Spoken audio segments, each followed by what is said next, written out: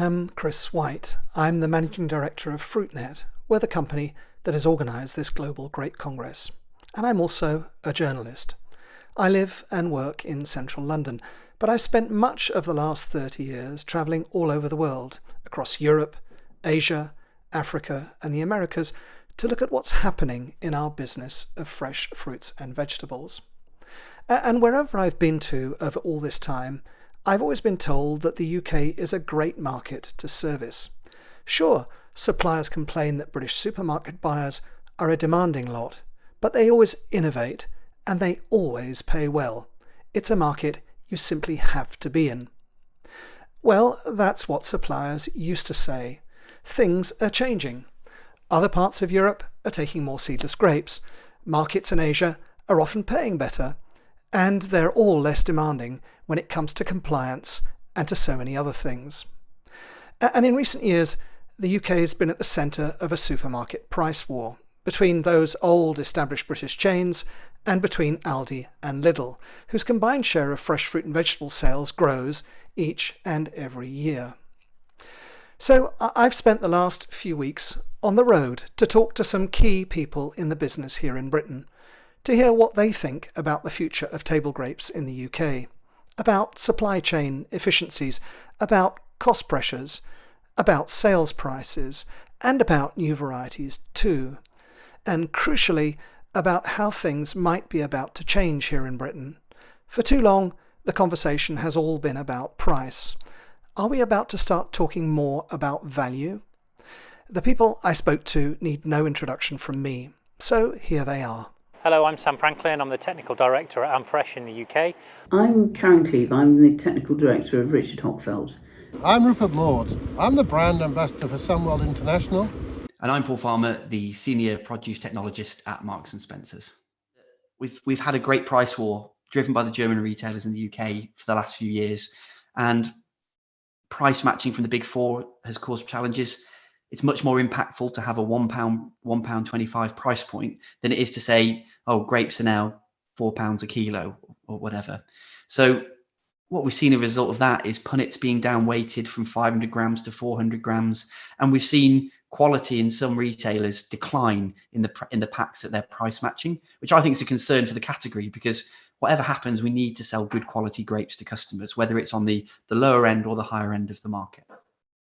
So, with this combination of wanting low marked fixed prices along with production, there has been an absolute drive from the industry to get as efficient as humanly possible in packing. So the advent of the Marco scale system that is widely used in the industry now has really driven the growth in punnets.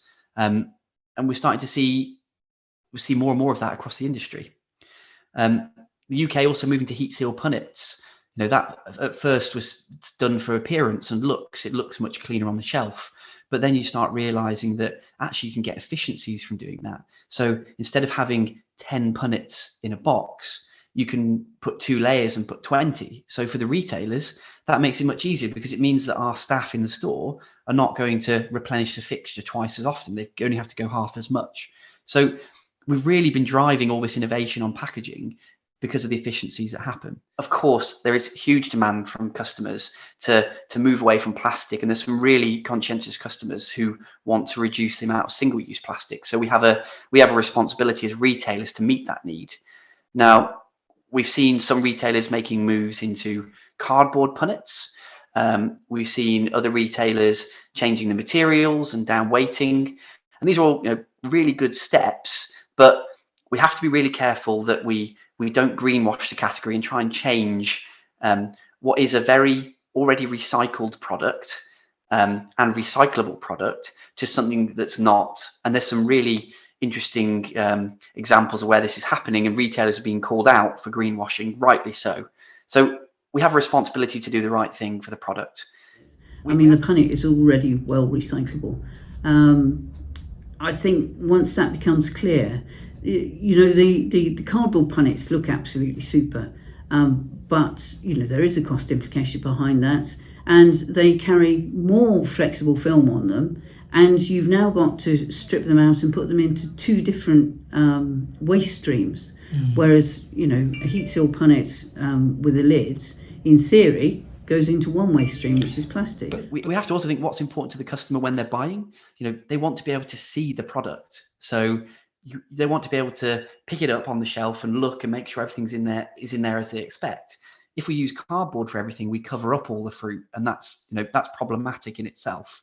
There's some examples where other retailers have moved into a card format or moved out of a plastic format. They've seen such a big sales decline that they then had to revert back to plastic, and that's another challenge that we've got. So there are a number of challenges facing the industry, and will be going for the next few years. The biggest one will be price inflation. So we've come out the back of a pandemic. There's a war going on in Ukraine, which is having clear global impacts. And I think one of the most obvious ones for grapes is the cost of labour. Here we have grape coming into our facility for 12 months of the year. Here we have some Cape Span fruit, some Sweet Celebration, which is a great mid-season red. Really good quality fruit we've had this season. At the moment they're mainly coming from South Africa, that time of the season, but throughout the year they will be coming from various different countries, from Peru, Brazil, Chile, Egypt, Spain, etc. What we've seen is where table grapes have come where there is good water supply and where there is cheap labour supply. What we have seen is the rise of countries like big agribusiness in Peru, where we're now taking significant volumes of Peru where we wouldn't have been 10 years ago, and also the rise of really big agribusinesses in Spain as well, where again we've seen consolidation in the marketplace as well. I think it's partly economies of scale, its ability to use resources that they've got available to them, such as labour supply and water supply. About 40% of the cost of producing grapes sits within labour, whether that's husbandry in the fields, whether that's harvesting and packing, whether that's repacking again in the UK. It's a massive amount to bear, so we have to be really conscious of that. And shipping is a huge issue currently, a really hot topic, and it's not going to be sorted anytime soon. I mean, we've got live examples like Indian grape. So pre-pandemic, a container cost would be in the region of $2,000 to $3,000. This year, they're averaging almost triple that. So we're getting terrible service, with product arriving 3 weeks late, and then we're getting all these additional costs as well. It's a real melting pot of a problem, and this is going to be here for the long term. So Seatrade have recently said that back in February that this wasn't going to recover for at least 9 to 10 months. With all the restrictions going on Russia now, I can't see that being fixed until 2024 at least. There's containers all over the world backing up, clogging up ports. It's a huge problem. And this issue I was talking about with prices from India, it's going to change the dynamics of the market. India has been a grape supply region which allows retailers to become really aggressive on price and offer really, really cheap, probably the cheapest time of year for grapes.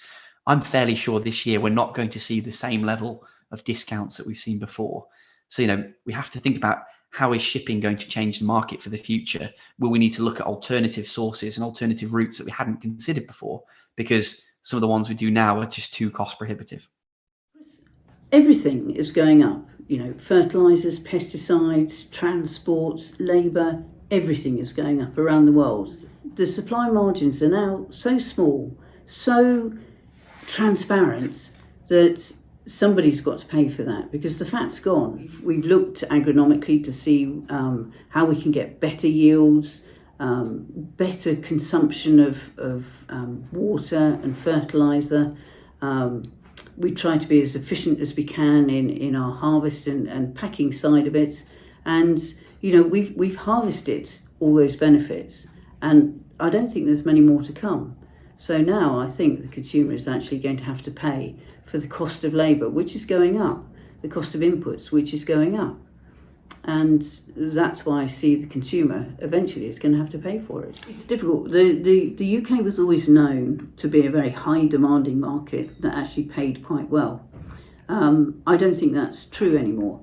I think it's still got its quite high levels of demands, but I'm not absolutely convinced that it's the best paying market.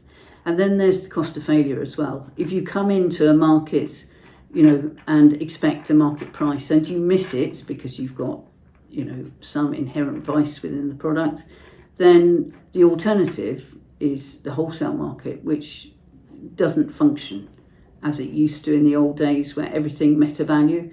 Now the wholesale market is just a clearance market. And so the cost of failure is huge these days. Everything is related back to the sales price to the consumer. And if that sales price to the consumer falls off a cliff, there is no money to pay anybody. Whereas I think there's been a realization within the last 6 months, and certainly from a number of chains, that they must be viable. They must have a sustainable price, a sustainable product, and in order to have that, they need to pay the right price. We're talking in the UK at the minute about customers having to make the choice between heating their house or eating. We need to make sure that fresh produce is really affordable. Regardless of people's budget, they need to be able to eat good quality fresh produce, because when you're strapped for money, particularly when you're going through this price inflation, you don't want people eating poor quality processed food. You want them eating fresh product. So how can we address that? The problem is the raw material costs more, and the price war that's going on at the moment is between trading functions. So is Aldi's price better than Tesco's price, or Morrison's price, or Asda's price? And that's an internal war within the UK marketplace. What it's not doing is reflecting the cost of production. And we know that we've got inflationary pressures coming and the cost of production is going up. So that price war needs a reset. I don't know anybody in the world who'd give up an order in the UK, but there is definitely a difference in the returns from the UK 12 months of the year to what they would have been some years ago. Things are changing. I think that everybody in the chain has realised that it's not sustainable to continue with the way things are going. The market has evolved in many different ways. I think the biggest development in the market has been the arrival of new varieties, new flavours, new textures, shapes, and I think that has changed the world of table grapes and the eating experience and the shopping experience. So that's actually what we're looking at. We're looking at the next generation of varieties that are all of a certain standard or better. And I don't think we're terribly far from that. Breeding is continuing. There's an infinite amount of varieties. There's an infinite amount of different flavours and textures and sizes. And basically, it's evolved in a very positive way to be a fruit with a lot more selection, with a lot more options for the consumer.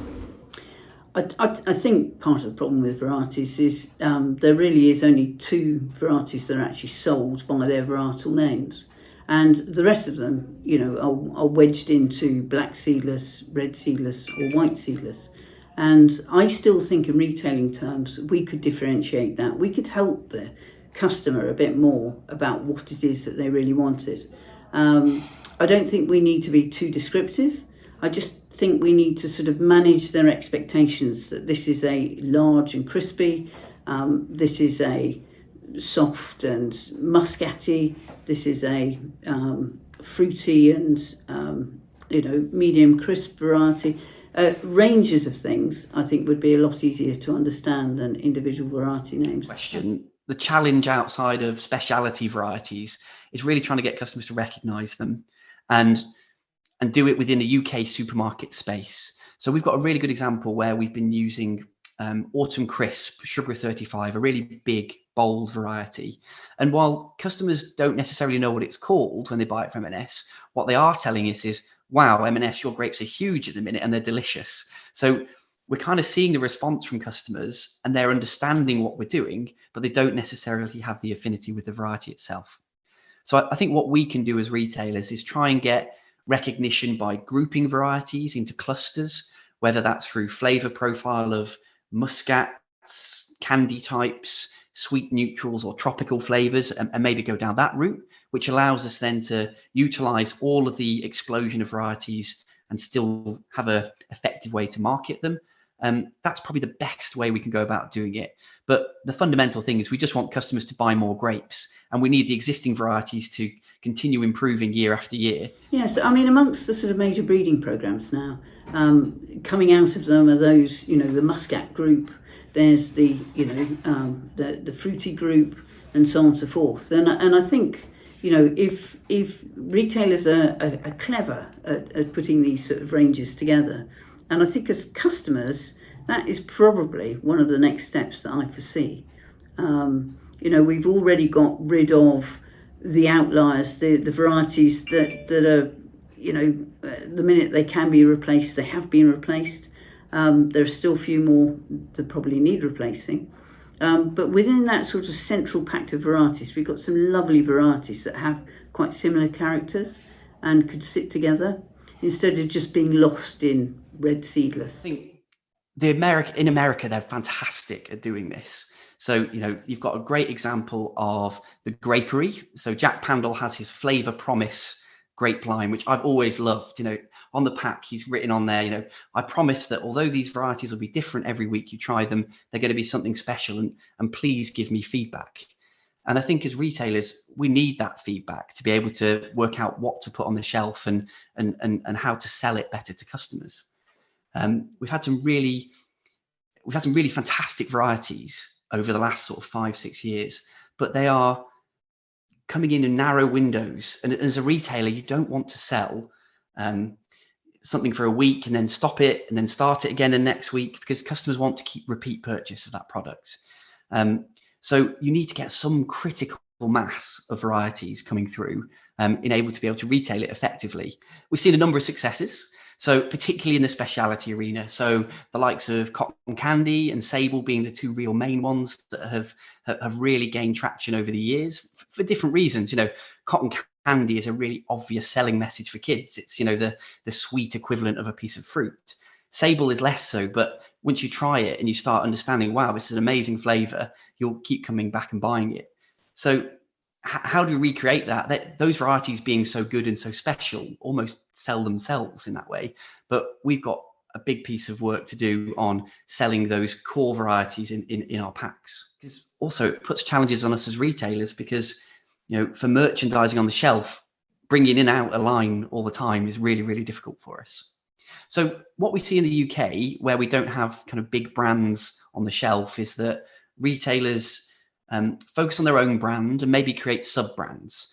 So you've got examples like Sainsbury's with Taste of Difference, Waitrose with their one line, and we have Tutti Frutti at M&S, which kind of tries to group some of these flavoured varieties that are in limited volume and sell them and showcase that they're special and different, and that you should really give them a try. The other things that's really important with these grouped brands that we have, and M&S have a really successful one, is something like Red Diamond Strawberries, where we take the work out for the customer, but we just ensure that whatever goes into that is absolutely the best quality strawberry you can get. So where customers don't have an affinity to varieties, they still know that if they come to M&S and they buy Red Diamond Strawberries, they're going to get the best strawberries that are available on the market. And we need to be able to recreate that in grapes. And that's something we're working really hard to try and do. Because as more and more production is brought into harvest, there's going to be a need for overall consumption to increase and be more constant. Here we are with some sweet celebration, and what we're looking really here for is any sort of damage, any form of splits, and just making sure the right size and quality of the fruit that's come in for the specification of the retailer we're working for at the moment. I think there's been a huge change in different varieties coming forward over the past 10 years, where we've come from maybe 4 or 5 varieties to where there's now 60, 65 varieties that will sell throughout the year. But I think what the customer's really looking for is a great balance of flavour between sugars and acidity, and also a good size with a good bite and a good crunch as well. Trying to achieve consistent quality, and it's a message that I try and get across all the time, because unless we have consistent quality, customers aren't going to keep buying in the category. And with all these headwinds against us, whether it's economic or whether it's political, we need to be able to make sure that the grapes that we're putting in our packs are fantastic time after time, so customers keep buying. There's been a lot of studies which show correlational benefits between eating grapes and there being health benefits. So whether that's preventing serious disease or whether it's just helping people get healthier. As retailers, we're quite hesitant to make on-pack claims without some real bulletproof scientific research. But there's certain opportunities there that if people invest in doing really solid academic work on it, claims could be made. We could have the new superfood grape. Why not? Real opportunity there is trying to encourage new generations of children to eat and try new varieties of grapes. They're our future customers. We need to get them excited. We need to get them, trying grapes in a way they've never tried them before. Parents are the ones buying them, but we need to make sure that the end customer, who's that child, is the one that really enjoys them and wants to keep nagging mum to buy some more next week when she goes. We talked already, grapes are being commoditized further. We need to make sure as growers and as retailers that we don't compromise on quality to fit a price point. Customers realize that prices are going up with inflation. We have to mitigate as much as possible, but also give a fair reflection so that the whole industry can be sustainable for the long term. When I started 14 years ago in the industry, it has moved exponentially to a completely different place now, and much better for it. I'm just really excited to see what the next 10, 15 years is going to look like. So there we have it. No surprise that table grapes have become a permanent fixture on supermarket shelves in the UK over the last 20 years and more.